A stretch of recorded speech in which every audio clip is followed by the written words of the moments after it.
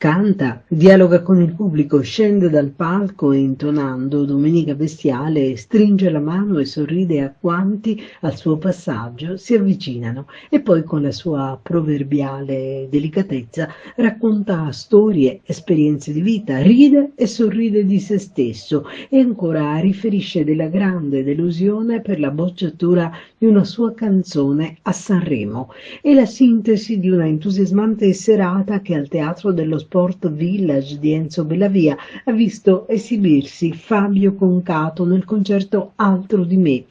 E invero ha proposto tante canzoni che raccontano, oltre a quelle conosciutissime, un Concato che ripercorre pagine di vita, momenti di scoramento e di esaltazione, attenzione a tematiche diversificate con l'animo e il sentire del poeta, raffinatezze vocali proposte attraverso il suo modo di cantare assolutamente unico ed inconfondibile, che tramite vocalizzi alterna sussurri di canto ad acuti.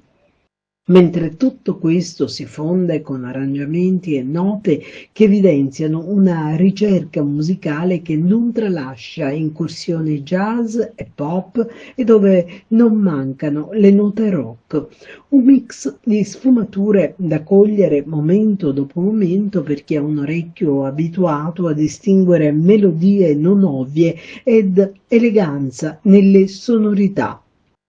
Fabio Concato poi è entrato in perfetta sintonia con la platea gremita che gli ha rivolto fragorosi applausi e alla quale ha tributato ringraziamenti, evidenziando proprio la capacità di sviluppare un incanto che tramite la musica e le sue canzoni hanno messo in connessione l'artista con gli spettatori.